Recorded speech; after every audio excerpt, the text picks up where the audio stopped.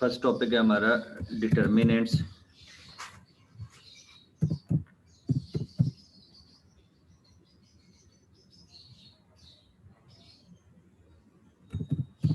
Determinant of 2x2 matrix.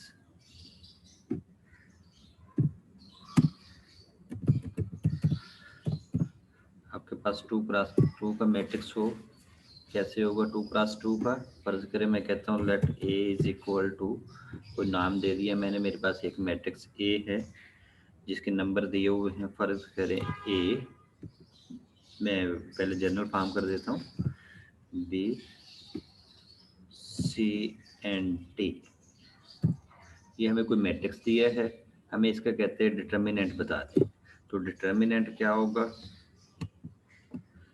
A mod is equal to, दोनों तरफ हमने इसके ये मॉड लगा देना है। ये जो ऊपर हमने लिखा, ये लाइन सीधी कर दें,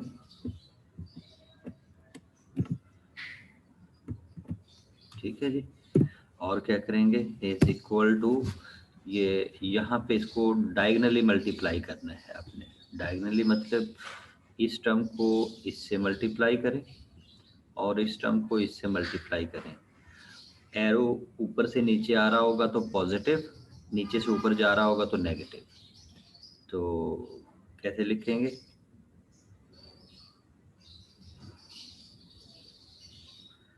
यहाँ पे ये टर्म आपकी आ जाएगी is equal to A D minus B C. ये हमारे पास इसका डिटर्मिनेंट आ जाएगा। 2x2 का मैट्रिक्स हो तो ये इसका डिटर्मिनेंट होगा। अब मैं नंबर लेके उसको सॉल्व कर देता हूँ। फॉर एग्जांपल हमें कोई मैट्रिक्स डी दिया हुआ है इज इक्वल टू, मैं यहाँ पे एग्जैक्टली नंबर लिख लेता हूँ। मैट्रिक्स दिया है जिसमें ये नंबर दिए हुए हैं 2 -1 4 और दिया है आपको 3। तो ये आपको फर्ज करें एक मैट्रिक्स बी दिया हुआ है, इस मैट्रिक्स बी के आपने डिटर्मिनेंट फाइंड करना, सेम वही तरीका जैसे अभी लिखा। अब सबसे पहले बी का मॉड फाइंड करेंगे। B mod is equal to, ये सारी जो टर्म थी, ये जो अंदर मैट्रिक्स लिखा हुआ था, पूरे मैट्रिक्स को इस डिटर्मिनेंट्स के अंदर एंटर कर दें। तो फिर वही सेम, तो क्या आ जाएगा, ये 2 3 6, सेंटर में माइनस आना था लेकिन मैं यहाँ पे एक और कर देता हूँ, ये 4 और 1 से मल्टीप्लाई होगा तो -4। नेक्स्ट टाइम में कर दें, ये नेक्स्ट टाइम में 4 और ये दोनों माइनस के थे तो आपके पास आंसर क्या आ गया, 10। तो ये B mod is equal to 10, this is answer. Same इसी तरह एक और क्वेश्चन कर देता हूँ। फॉर एग्जांपल हमें कोई मैट्रिक्स दिया हुआ है सी इज इक्वल टू, जो अभी वो कर रहे हैं सेम उसी तरह क्वेश्चन, 2x2 के मैट्रिक्स है, नंबर दिया हुआ है हमें 1 4 2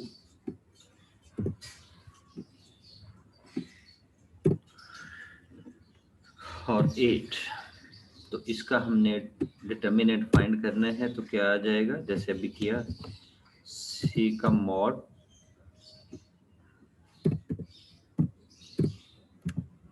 इज इक्वल टू सी, ये सारा नंबर लिखें,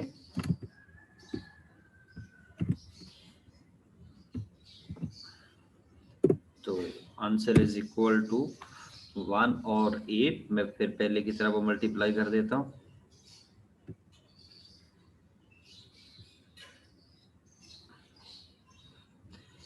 आप डायगोनली मल्टीप्लाई करते हैं, इस टर्म को इधर, ये एरो इस साइड पे आ गया और ये टर्म यहाँ, ये आपके पास मल्टीप्लिकेशन हो जाएगी। अब इस मल्टीप्लिकेशन को देखिए क्या बनता है, नेक्स्ट स्टेप में मैं लिख रहा हूँ इसे, ये टर्म आ जाएगी हमारे पास 8 1 और 8 -2 और 4, वो भी 8, सो आंसर इज 0। तो इस मैट्रिक्स का जो डिटर्मिनेंट था वो 0 है। ठीक है जी, ये तरीकेकार होगा क्वेश्चन सॉल्व करने का।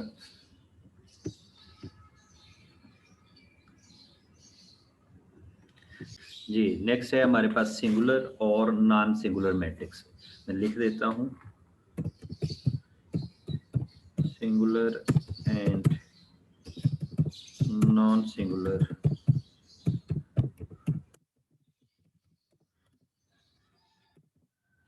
मैट्रिक्स।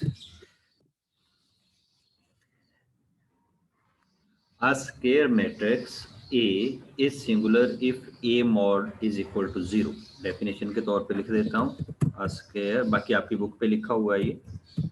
A square matrix कोई भी A is singular if A mod is equal to 0।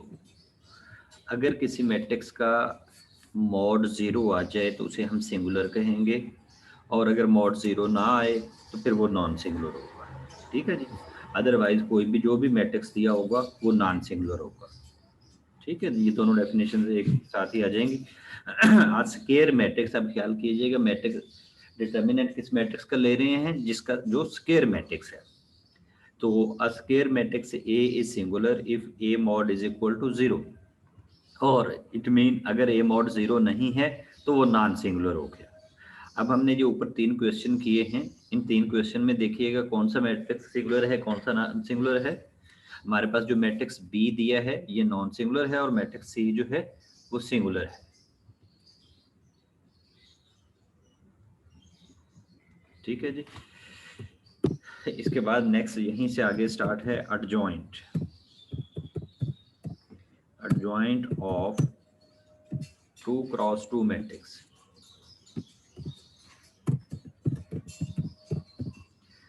2x2 matrix का एडजॉइंट कैसे फाइंड करते हैं। आपके पास जो भी मैट्रिक्स दिया हो, फॉर एग्जांपल मैं वही ए बी सी वाला मैट्रिक्स लिख लेता हूं दोबारा। फर्ज करें ए इज इक्वल टू, आपको मैट्रिक्स दिया हुआ है A B C and D.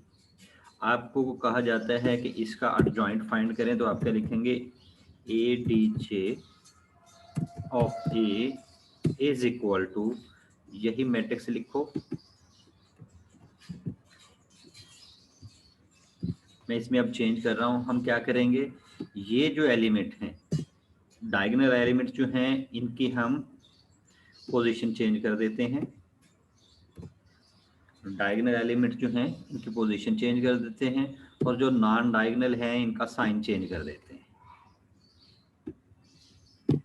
ये लीजिए, ये हमारे पास एडजॉइंट हो जाएगा। अब कोई भी मैट्रिक्स दिया हुआ है उसका एडजॉइंट हम फाइंड कर सकते हैं। अब फॉर एग्जांपल मेरे पास ये मैट्रिक्स सी दिया हुआ था, मैं इसका एडजॉइंट फाइंड करना चाहता हूं, तो इसका एडजॉइंट क्या आएगा। फर्ज करें ये सी था, तो मैं इसका एडजॉइंट फाइंड करता हूं। Adjoint of C is equal to, ये आपके एमसीक्यूज के क्वेश्चन हैं, छोटे छोटे से क्वेश्चन होंगे। आप क्या करेंगे, ये 1 और 8 की जो पोजीशन चेंज कर देंगे, डायगोनल एलिमेंट की पोजीशन चेंज हो गई, और जो नॉन डायगोनल था उनका साइन चेंज हो गया। ये हमारे पास इसका एडजॉइंट आ जाएगा। सेम इसी तरह कोई भी और मैट्रिक्स दिया हो, फॉर एग्जांपल मैंने यहाँ पे क्वेश्चन बी किया था, तो मैं बी दोबारा लिख देता हूँ, या कोई भी क्वेश्चन बी हो सकते हैं। For example B is equal to, हमारे पास कोई भी मैट्रिक्स दिया हुआ है, मैं दोबारा वो लिख रहा हूँ। मेरे पास क्वेश्चन बी दिया हुआ है 2 -5, और ये दिया हुआ है 1, और ये दिया हुआ है 3। फॉर एग्जांपल मेरे पास ये कोई मैट्रिक्स दिया हुआ है 2x2 का, मैंने इसका एडजॉइंट फाइंड करना है, तो क्या आ जाएगा, adjoint of B is equal to, यही सारा मैट्रिक्स मैं उठाता हूँ, यहाँ पे वो चेंज कर देता हूँ, तो क्या टर्म बनेगी, इन दो की पोजीशन चेंज होती, ये 3 बन गया, ये 2, और इनका साइन चेंज होना था, ये नेगेटिव था तो पॉजिटिव हो गया, ये पॉजिटिव था तो नेगेटिव हो गया, ये एडजॉइंट आ गया इसका। ठीक है जी, तो ये इसके एडजॉइंट का तरीका था जी।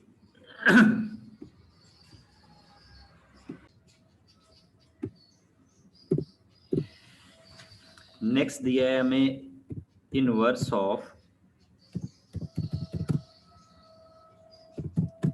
2x2 matrix.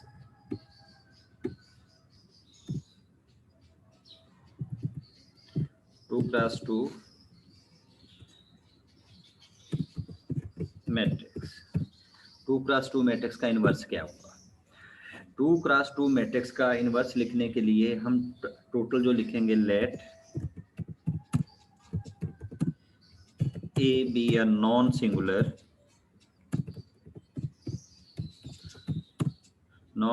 matrix, A be a non-singular, यहाँ पे ऐड कर जाऊँ square matrix, non singular square matrix of order 2। अगर आपके पास कोई ऐसा नॉन सिंगुलर मैट्रिक्स दिया है जिसका ऑर्डर 2 है, तो अब नॉन सिंगुलर दिया है तो इट मीन उसका जो मॉड है वो नॉन जीरो है।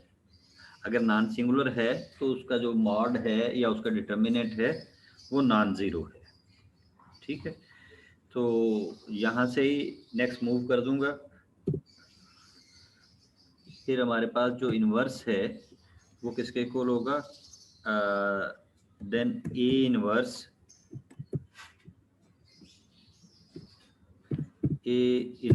Is equal to 1 over a mod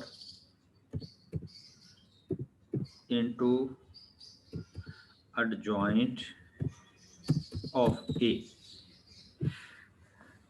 अगर हमारे पास कोई एक मैट्रिक्स बी ए जो दिया हुआ है वो नॉन सिंगुलर है, तो फिर उसका इनवर्स किसके इक्वल होगा, 1 over a mod into adjoint A के।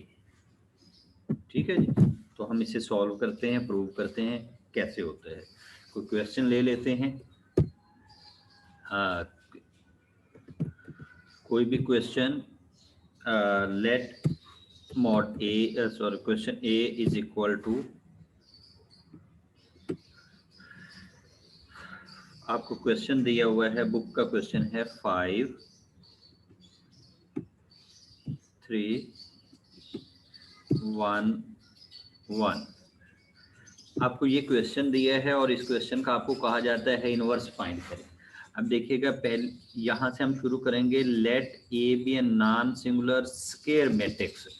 आप देखें, पहला आपके पास जो मैट्रिक्स दिया है, क्या ये स्केयर है? यस, स्केयर है।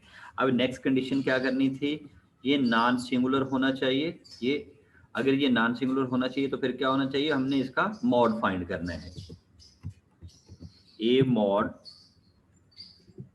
इज इक्वल टू, मैं यही मैट्रिक्स दोबारा लिख रहा हूं,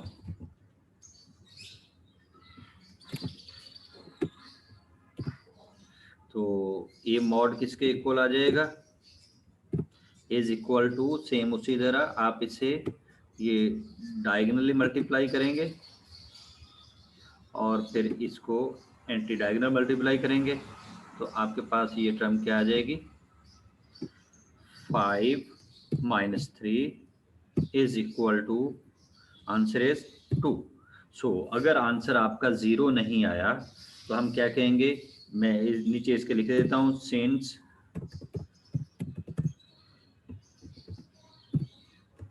A mod is not equal to 0, so inverse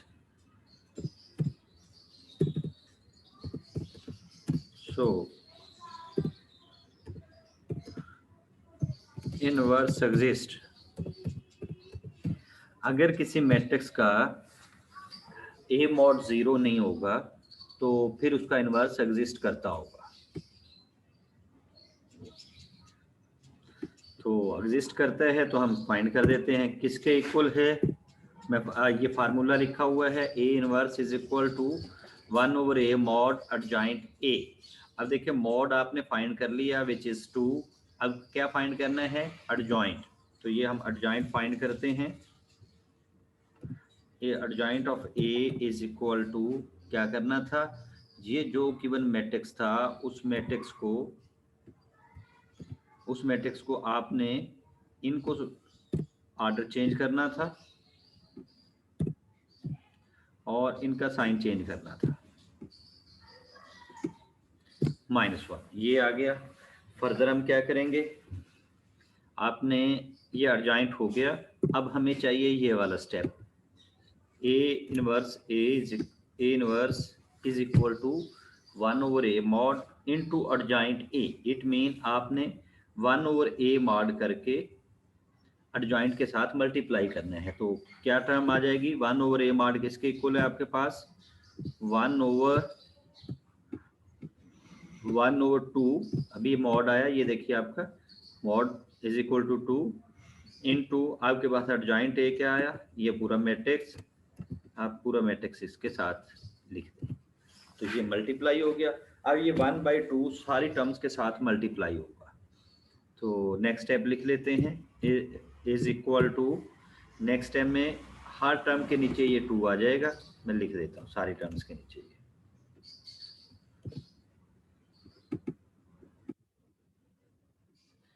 1/2 -3/2, ये -1/3 -1/2 और 5/2।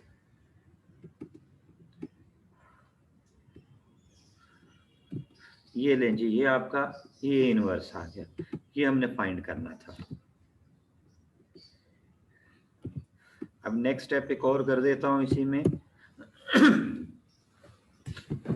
नेक्स्ट स्टेप करता हूँ कि अगर आपके पास कोई मैट्रिक्स दिया हुआ है, कोई दो मैट्रिक्स दिए, एक इनवर्स दो टर्म दी है, मैट्रिक्स ए था और हमने उसका इनवर्स फाइंड किया है। मैथमेटिकली मैं इधर अलग लिख देता हूँ। अगर फर्ज करें मैं कहता हूँ कोई नंबर ए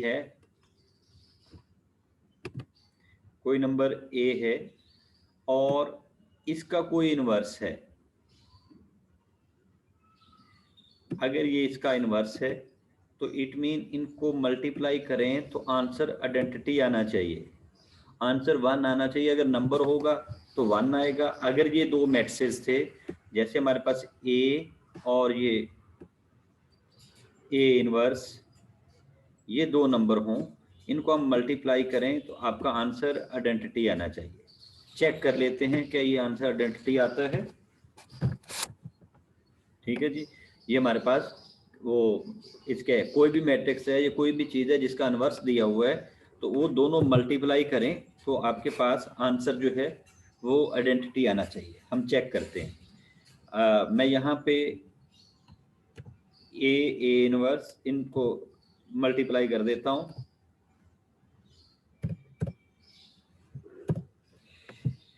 अच्छा, ए इनवर्स मल्टीप्लाई कर लें या ए इनवर्स ए मल्टीप्लाई कर लें, इज इक्वल टू, दोनों केसेस में आंसर आपका आइडेंटिटी आना चाहिए। ठीक है, तो हम प्रूव करते हैं। एक मैं कर देता हूँ, एक खुद कीजिएगा। पहला प्रूव कर रहा हूँ, ए इनवर्स, यहाँ पे मेरे पास जो टर्म दी है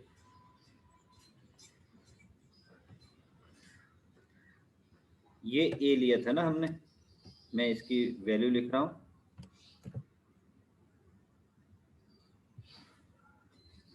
मैं सॉल्व कर रहा हूँ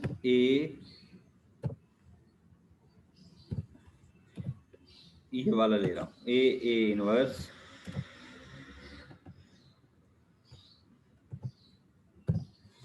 इनटू ये टर्म आ जाएगी, मल्टीप्लाई करना थी इसके साथ, ये लिख दी। यहाँ पे मैट्रिसेस में मल्टीप्लाई का साइन हो तब भी ठीक है, ना हो तब भी ठीक है। दो टर्म्स वैसे लिखी हो तो मल्टीप्लिकेशन कंसिडर हो रही होती। इज इक्वल टू, अब यहाँ पे आपके पास क्या टर्म आ जाएगी दोबारा, आपने इस पूरी रो को इस पूरे कॉलम से मल्टीप्लाई करना है। तो मेरे पास यहाँ पे पहली टर्म क्या आ जाएगी, आपने 5 को इससे मल्टीप्लाई किया, तो आप 5 को 1/2 से मल्टीप्लाई करेंगे तो आंसर क्या आ जाएगा, 5/2 प्लस 3 को इसके साथ मल्टीप्लाई करेंगे तो आंसर क्या आ जाएगा, माइनस दिया हुआ है,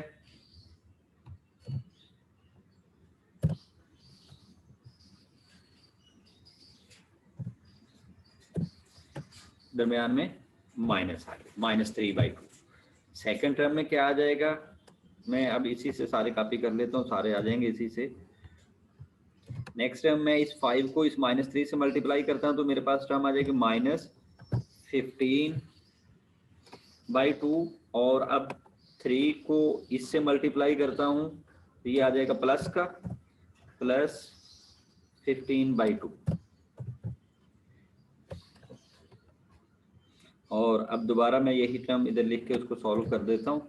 अब इस टर्म को मल्टीप्लाई करेंगे, ये नीचे वाली टर्म उठाएं हम। अब हम इस पूरी रो को इस पूरे कॉलम से मल्टीप्लाई करें तो क्या टर्म आएगी, 1 से मल्टीप्लाई करेंगे तो 1/2, और -1 से फिर 1 से करेंगे तो नीचे दिया हुआ है -1/2, ये आ गया। और अब आ जाए इस पे ये देखिएगा, 1 को इससे मल्टीप्लाई किया तो -3/2, और 1 को इससे मल्टीप्लाई किया तो प्लस का 5/3। ओके जी, अब नेक्स्ट स्टेप देखते हैं, इज इक्वल टू, आपके पास देखिए ये 5/2 और ये जो टर्म दी हुई है ये 5/2 और -3/2 एलसीएम